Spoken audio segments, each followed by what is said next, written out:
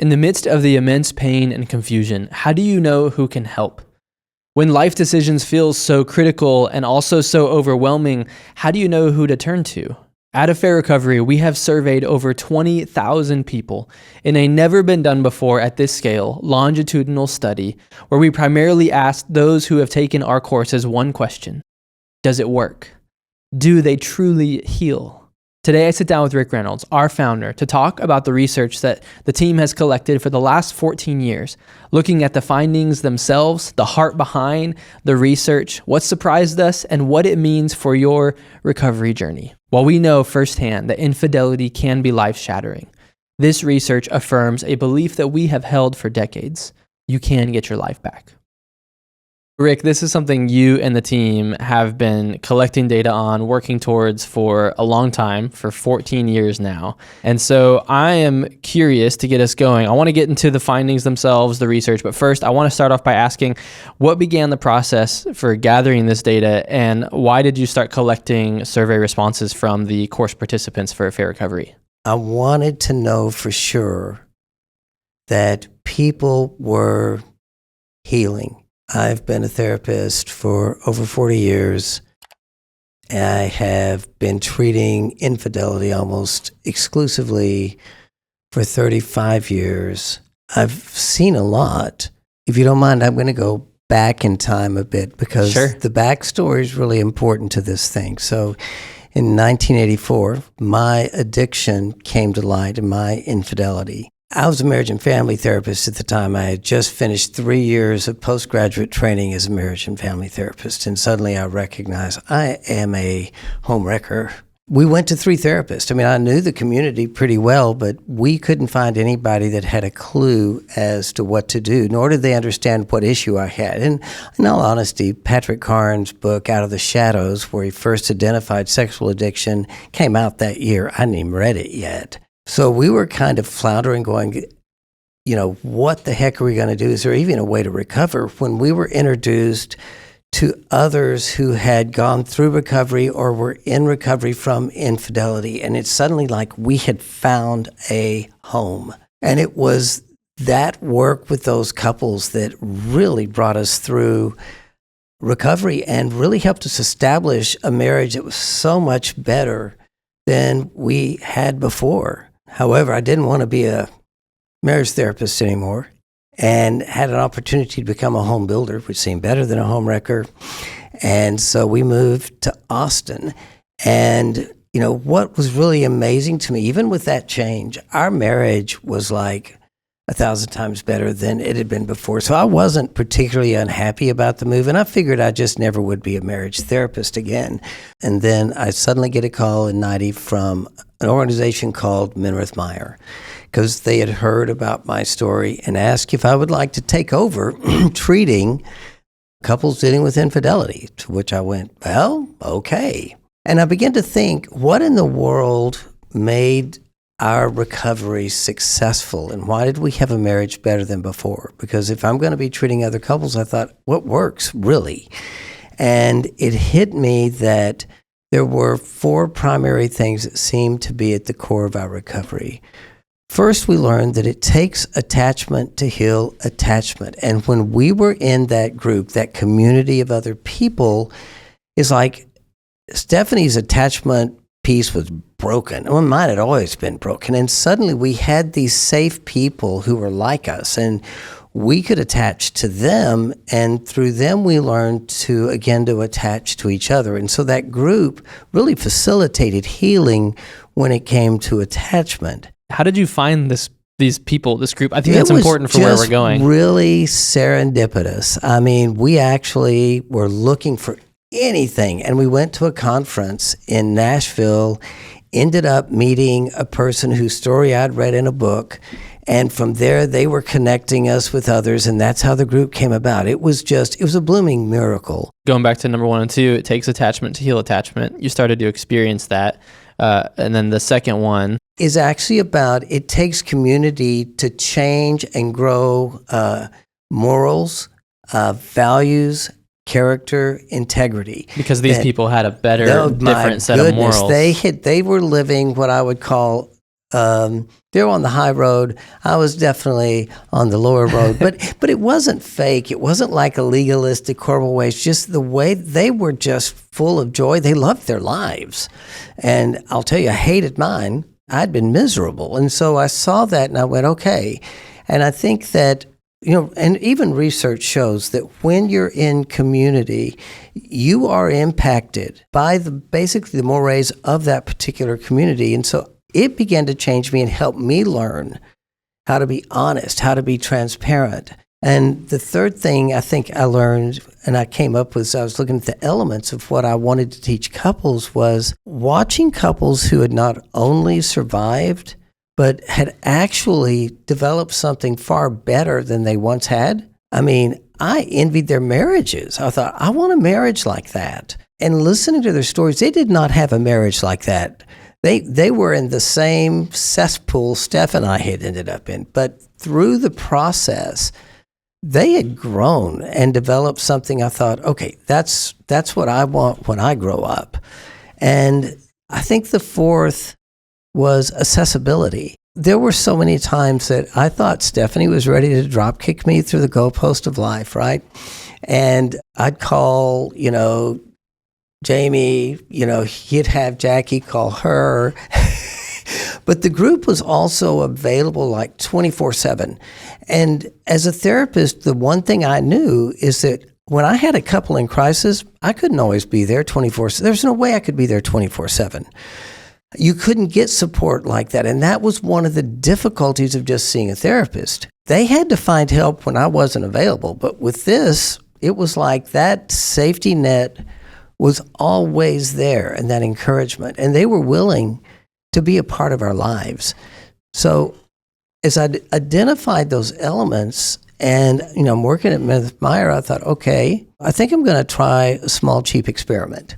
So part of my couples, because I had plenty of couples, part of my couples I saw as a marriage therapist, and part of my couples I put in groups with kind of a structured program I developed to help them go through empathy development, emotional regulation, anger management, also just understanding why, and even how do you communicate truth and love, and how do you keep from doing this, all kinds of little pieces in there. And what happened is my couples in the groups did far better than the couples I was seeing individually. I mean, it was just their path was easier because they had this extra support. And honestly, Jeremy, maybe I'm conceited, but I consider myself a pretty good marriage therapist. So I thought, surely I can do as good as they can in the group. But the groups helped each other in a way that I just couldn't provide as an individual therapist. It was that revelation when I left Meredith Meyer in 94. I thought, okay, then I'm going to start working infidelity and do groups only with infidelity primarily. I mean, I still would see people to work on individual issues, and I was treating primarily only infidelity now. I just started doing groups and then using a combination of the groups as well as individual therapy to deal with specific issues that the couples had, but letting the group hold the couple and begin to shape their recovery process. And I also trained other therapists to see if the same thing was happening with them. And they were all like, holy smoke, why do we treat infidelity the way we treat infidelity? The next piece of the backstory, and this was where people may think I'm crazy, but I felt like in the early 2000s, around 2000, 2001, God told me he wanted me to work with 50,000 couples dealing with infidelity annually. And I went, whoa. I mean, because I'm a workaholic, but there ain't enough hours in the day to pull that off. So I began to think, how would that even be possible? And that's where the concept of doing virtual groups came in. John Haney, Leslie Hardy, Wayne Baker, they all came along beside me and helped begin to develop the courses. But we didn't know whether or not it would work virtually. And that's when we began to do research. And we would do pre-test, post-test. We'd be following up with people, what was happening with them. And by 2009, we were able to establish it worked really well. And so we found other people to come along and help support this and invest in it. And in 2011, we launched Affair Recovery. But it was still, we've got to prove this, because honestly, this is a novel approach. Most people dealing with betrayal trauma, with infidelity, the way they treat it is they go to a therapist. I mean, the therapist may put them in groups of other betrayed spouses, put them in groups of maybe other recovering addicts. But who was dealing with all the different types of affairs, and who was really helping the couples with that attachment? Because remember, it takes attachment to heal attachment. And so our approach was very different. And I thought, we have to be able to show the efficacy of this approach because it's different than what other people do. I mean, it's at least as effective, if not more effective. And it's also more affordable because of the way everything is structured. And we can also work with far more couples. So from the very beginning, it was continue to show the efficacy. And we began to survey everything just to make sure, pre-test, post-test, so that we could show it was going to make a difference. You launched Affair Recovery, and you have these programs developed with your friends who were also therapists. They were seeing people. They were kind of on board with this approach, but you needed to kind of show that it worked, right? And that's where the research comes in. And there are not probably enough therapists in the world to go around and enough sessions available to treat all the people dealing with infidelity. Sadly. So if we were to really treat as many people as possible who are dealing with this, then there has to be a much more scalable approach. But we got to know that approach works. And so you started doing the research, and I think that's a really interesting thing because when dealing with this pain, it's hard to know where to go. And there's a lot of different things that say they can help, but it's almost like you have so much noise that it's like, okay, what can really help me improve my life or get my life back? And part of that is healing is an abstract concept. It's not like a destination from A to B and then boom, you're healed. And so when you're thinking about tracking these programs and seeing if they're effective, how did you decide what to actually measure? Because healing, if I want to heal from something internally, it's a little bit of an abstract concept. So what things did you actually measure to see if it was effective? Whenever there's attachment rupture, it has a profound physiological and psychological impact on both parties. It literally creates what I would call a mental health crisis for a couple and for the individuals in that couple. We talk about betrayal trauma. That's what the person who's been betrayed experiences, but there's also the same trauma that's happening on the other side, because again, that attachment rupture's occurred. So the primary symptoms that we began to look at were PTSD or PTSD-like symptoms, anxiety, and depression. And we figured if we could track the outcomes of those three things, trauma, anxiety, depression, then that would help us measure the success of our affair recovery programs. And you know this already, but I was one of those 20,000 people, my wife and I, in the program who went through one of these courses. And so I remember taking some of these surveys, and it's kind of wild to come on this side of it now and go, oh, wow, that was part of this big question of what's the effectiveness of these programs. How did you end up collecting the data, asking questions about anxiety, depression, complex PTSD, all of that? We actually became quite compulsive at sending everybody taking courses, finishing courses, and continued to send those surveys out for 5 years to see whether or not it would be effective. Because we were looking for a longitudinal study. We wanted to know what happens over time. Because somebody may get better in the moment, but does that stay or do they get worse again? And what are the predictors?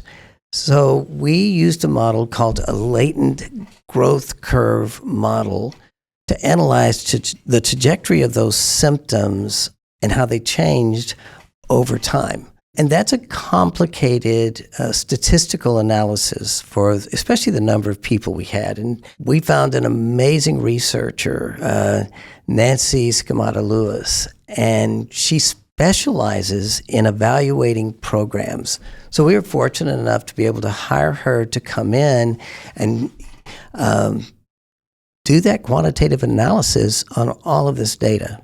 So you're asking program participants, each of these 20,000 people, some questions that would relate to scoring them on various levels with anxiety, depression, PTSD before they start a program. Right. You're asking them when they're finished the program, and then you're asking them at various intervals over the next couple of years. And I know it varies per course. Right. But then you took all that data, and Nancy helped kind of sift through to get to the results, right? Right. Exactly right. So what did the results say? What are the findings of the data? What does it say about healing from infidelity? It works.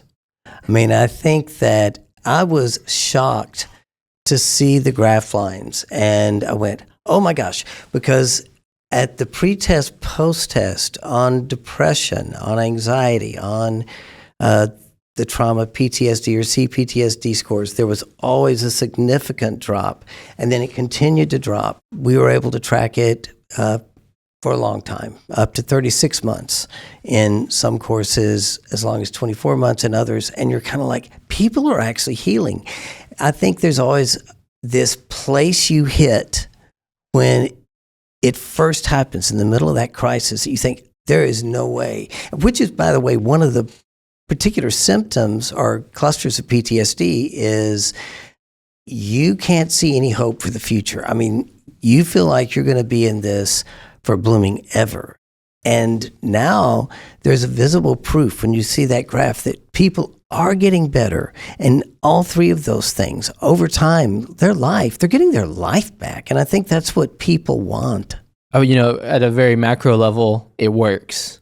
The hypothesis, the program, like you've seen the effectiveness of it in leading to healing for people. What have been the more kind of micro observations that y'all have come across while digging through some of the data? It's really the magnitude of the impact. So with research, you're looking at statistical significance, you're looking at effect. So the clinical significance, it was clinically significant across all 4 programs in all 3 categories. It means people are healing. But there's also a thing called effect size. And looking at effect size confirmed that those observed improvements, it was really profound.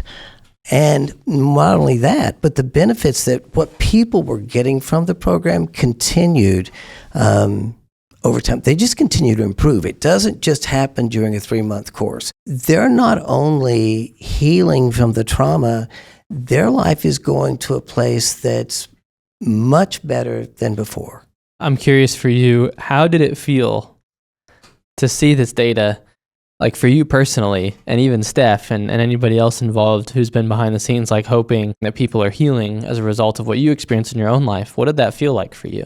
Anytime you do research and you have a hypothesis, there's always a really good chance your hypothesis, what you're trying to do, you're going to prove that it's not true. I mean, that's not a bad thing. You just learn what doesn't work. But I was really pleased to see that this is something that does work, that it could validate the long-term benefits and the duration. For instance, like Harboring Hope had an exceptionally large effect size when it came to PTSD. It was 1.16, which again highlights the impact for those people who've been betrayed in relief from all of those intrusive thoughts and that trauma that they've been experiencing. So people who have gone through the programs have experienced decrease in symptoms of anxiety, depression, PTSD. And these are pretty large amount. You could say the magnitude of improvement is large. Yeah, it's statistically significant, and it also has a large effect size. And this improvement happened over the long term. Right. So what were there any other biggest surprises to you personally in that? So you got to understand, these are not all people who come from Texas. I mean, that's one of the interesting things. Since we're virtual, the vast majority of this are people who are all over the world. They can be in Dubai, they can be in Greenland, they can be in Australia, London, wherever, or in the United States, Canada, South America. But that's a huge population with lots of different backgrounds.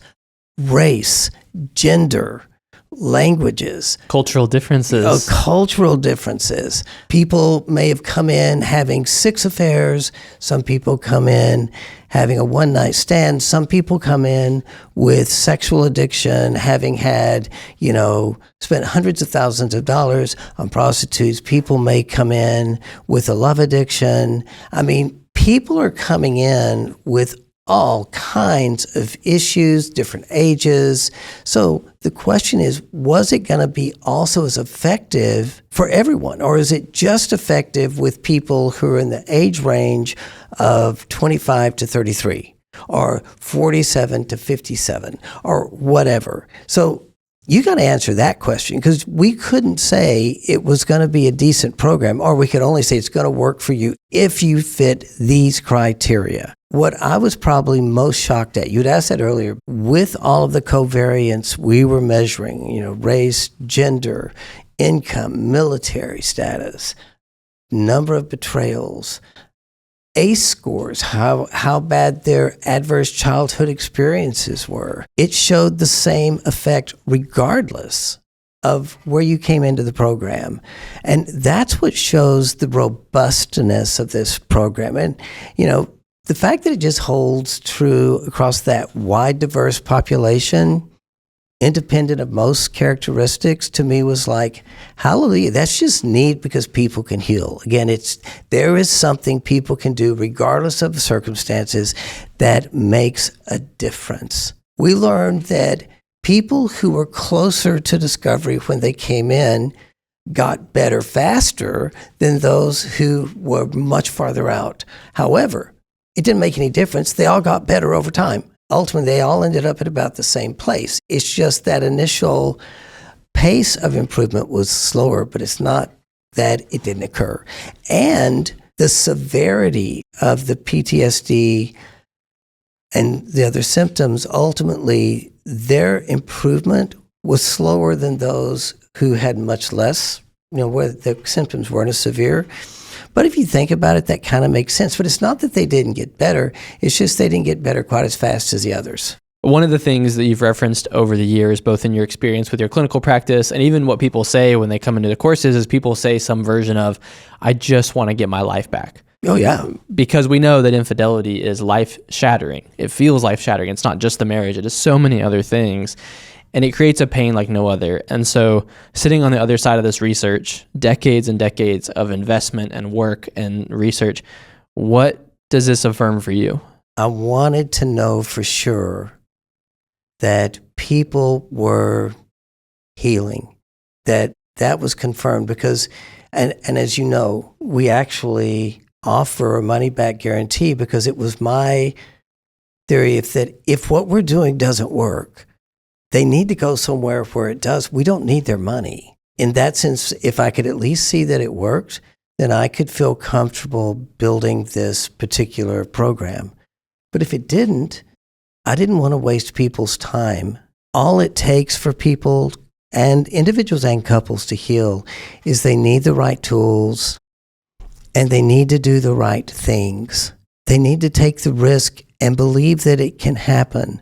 And like for Steph and I, it was literally being with others that convinced us it was possible. And it was that allowed us to begin to take the journey, but sustain the journey and experience the things I believe that our couples are now experiencing through the affair recovery courses. To those that are in the clinical community, therapists, pastors, counselors, what would you say to them in light of what we've discovered with this research? Our courses are not designed to be everything for a couple. They actually amplify what a therapist can do. The problem with infidelity, there's a lot to learn. There are a lot of myths, things that people believe that are off. For a therapist to take the time to do all the education necessary, to give the clinical support necessary, that's difficult. What I've found as I work with couples is if they're in these groups where they're being held and the marriage is being taken care of here, the therapist can then deal with the specific issues that are unique to that couple, things that were driving factors that they never were able to do before. So it's almost like when you have that team approach, the ultimate success for the couple also goes up. And I think that if there's anything I would say is take advantage of this to help your couple stabilize so that you can be more effective in the work that you're doing with them. Well, and I would sit across from you as an example of that, because for us, we went through the AR programs, but we also had a therapist. And what we experienced is that the community helped with the support and even other relationships we had in our life too that were really significant too. But there were so many nuanced situational aspects of our journey, our dynamics, that we needed that kind of specific help as well. And so that's where in a lot of ways, the counseling and the community complemented one another, and they worked together. We're just here to help. We're not here to replace. And I don't want people to think that we can replace, but with what we've shown with the efficacy study, I think that also makes therapists far more effective too in the services and the outcomes for their clients and their parishioners. To someone who is hurting, this is a lot of technical stuff, talking about PTSD scores and things like that. But if someone has just found out about an affair or they just got found out, and the pain is really intense and they're right in the thick of it, they're drowning in guilt and shame, what would you say to them in light of all this? Trying to sit there and handle it by yourself isn't going to be the thing that helps the most. It's interesting. Some of our other research shows that for the person who's been betrayed, 84% of them said when they saw their mate working a strong recovery program, that actually is the thing that began to give them hope. Whether you use our services, don't use our services, get involved with other people and get in therapy and do the work necessary to show that you don't want to be that person anymore and you want to learn to grow. And like I said earlier, what I learned is it's in community that you learn to be different. Head knowledge doesn't change you, but I guarantee you being with others who are doing it with you will. On behalf of anybody who was a part of the 20,000 that have gone through the programs and asked questions, I just want to say thank you. Thank you for creating these courses alongside the other people who were involved and having the big dream, and then even being willing to ask the question of, does this work? Because it's really honoring of people who trust AR with their money, with their time, their energy, all of it. But there's a lot of people that would probably be sitting next to me just saying, thank you for what you did with this. Thanks, Jeremy. I appreciate that.